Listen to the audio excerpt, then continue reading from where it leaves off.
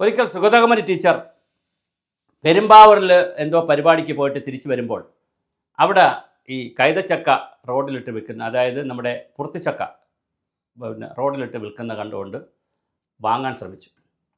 അപ്പോൾ അവിടെ നിന്ന ബംഗാളിയോ അല്ലെങ്കിൽ മറ്റേതോ സ്റ്റേറ്റിലുള്ള തൊഴിലാളികളാണ് അവിടെ കടയിൽ നിന്ന്. അവർ ടീച്ചർ വണ്ടി ഡ്രൈവറെ കൊണ്ട് നിർത്തിച്ചിട്ട് ഡ്രൈവർ പോയി വാങ്ങുകയാണ്.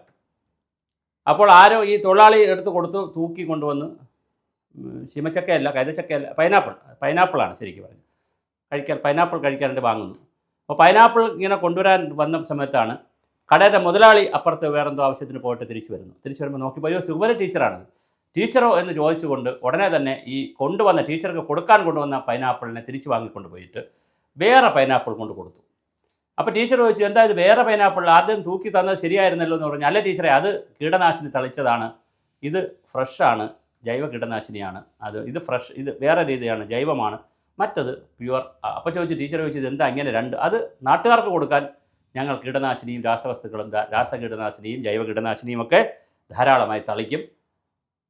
ഞങ്ങൾക്ക് സ്വന്തം ഉപയോഗത്തിനും വേണ്ടപ്പെട്ടവർക്ക് കൊടുക്കാൻ വേണ്ടി കുറച്ചുണ്ടാക്കും, അതിൽ പെടുന്നതാണ്. എന്തൊരു കഷ്ടമാണ് ഈ ലോകത്തെക്കുറിച്ച് ചിന്തിച്ചാൽ. ഞാൻ ഈ സംഭവം പറയാൻ കാരണം, ഇത് വർഷങ്ങൾക്ക് മുമ്പ് നടന്ന കഥ, ടീച്ചർ മരിച്ചുപോയി. പറഞ്ഞ കാരണം, ഇപ്പോൾ കർണാടകത്തിൽ നോക്കൂ, വളരെ കൃത്യമായി, അല്ല കർണാടകത്തിലല്ല, അതെ റായ്പൂരിൽ നിന്ന് വരുന്നൊരു വാർത്ത.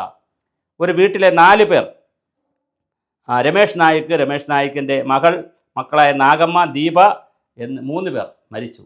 അവരുടെ പറമ്പിൽ അവർ അടിച്ച കീടനാശിനി ഉപയോഗിച്ചിട്ട്, കീടനാശിനി അടിച്ച വസ്തുക്കൾ ഉപയോഗിച്ച് അത് കൂടിപ്പോയി, അതുകൊണ്ട് അവർ മരിച്ചുപോയി. രമേഷിൻ്റെ ഭാര്യ പത്മാവതിയും മക്കളായ കൃഷ്ണയും ചൈത്രയും ചികിത്സയിലാണ്. അപ്പോൾ 3 പേർ മരിച്ചു, 3 പേർ ചികിത്സയിലാണ്. ഇത് വളരെ വ്യാപകമാണ്. നമ്മളൊരു കടയിൽ ചെല്ലുമ്പോൾ മുന്തിയ ഏത്തമ്പഴം നിൽക്കുകയാണ്, നല്ല വലിപ്പമുണ്ടതാണെന്ന് ഉണ്ടെങ്കിൽ നിങ്ങൾ വിചാരിച്ചോളൂ, അതുണ്ടാക്കിയ തമിഴ്നാട്ടുകാരനായാലും മലയാളിയായാലും അതിൽ അമോണിയ ധാരാളമായി അടിച്ചിട്ടുണ്ടാകും. അതുപോലെ ഓരോ വസ്തുക്കളും, കറിവേപ്പിലയിൽ 10-12 പ്രാവശ്യമാണ് എൻഡോസൾഫാൻ തളിക്കുന്നതെന്നാണ് പറയുന്നത്. ഇത് ഓരോ വസ്തുക്കളും, ക്യാബേജ്, കോളിഫ്ലവർ, ഏത് വസ്തു എടുത്താലും അതിലൊക്കെ വളരെ വ്യാപകമായ രീതിയിലാണ് കീടനാശിനികളും ഇത് നശിക്കാതിരിക്കാനുള്ള രാസവസ്തുക്കളും ചേർക്കുന്നത്. നമുക്കിവിടെ ഭക്ഷ്യവകുപ്പൊക്കെ ഉണ്ട്, വല്ലപ്പോഴുമൊക്കെ പരിശോധിക്കുമെന്നുള്ളതല്ലാതെ യാതൊരു കാര്യവും ഒരു കഴമ്പുമില്ല. ഒരിക്കൽ ഞാൻ കുടുംബമായി ദുബായിൽ പോയപ്പോൾ അവിടെ കുറച്ച് തിരക്കില്ലാത്ത ആളൊഴിഞ്ഞ സ്ഥലത്ത് ചെല്ലുമ്പോൾ ഒരു ചെറിയ കടയുണ്ട്. അപ്പോൾ ഒരു കൗതുകം കൊണ്ട്, അവിടുത്തെ ഫുഡ് എന്താണെന്ന് അറിയാനുള്ള ഒരു കൗതുകം കൊണ്ട് കയറിയപ്പോൾ അവിടെ ഒരു ഡയറി വെച്ചിട്ടുണ്ട്, ഒരു ബോർഡും വെച്ചിട്ടുണ്ട്. ആ ബോർഡിൽ എഴുതി വെച്ചിട്ടുണ്ട് ഹെൽത്ത് ഇൻസ്പെക്ടറിൻ്റെ ഒപ്പം ഹെൽത്ത് വിസിറ്റ് ചെയ്യുന്ന ദിവസങ്ങളൊക്കെ. ആ ഡയറി എടുത്ത് നോക്കിയപ്പോൾ അതിൽ നമുക്ക് സജഷൻസ് എഴുതാം. മാത്രമല്ല മുമ്പ് എഴുതിയിരിക്കുന്ന സജഷൻസിനെ പരിഹരിച്ചാൽ മാത്രമേ വീണ്ടും അവിടെ സ്ഥാപനം തുടരാൻ കഴിയുകയുള്ളൂ. ദുബായ് പോലുള്ള രാജ്യങ്ങളിലേക്ക്, UAE-യിലേക്ക്, മറ്റ് ഇന്ത്യ പോലുള്ള രാജ്യങ്ങളിൽ നിന്ന് ഭക്ഷ്യവസ്തുക്കളും ഫലവൃക്ഷങ്ങളും ഫലവസ്തുക്കളുമൊക്കെ കയറ്റി അയച്ചാൽ, ഏതെങ്കിലും വസ്തു കയറ്റി അയച്ചാൽ അതിൻ്റെ ക്വാളിറ്റിയിൽ എന്തെങ്കിലും സംശയം തോന്നിയാൽ കപ്പലിൽ വെച്ച് തന്നെ അത് തിരിച്ചു കൊണ്ടുപോകാതെ, അല്ലെങ്കിൽ അങ്ങോട്ട് കൊണ്ടുപോകാതെ ആഴക്കടലിൽ കൊണ്ട് തള്ളിക്കളയുന്ന രീതിയൊക്കെ ഉണ്ട്.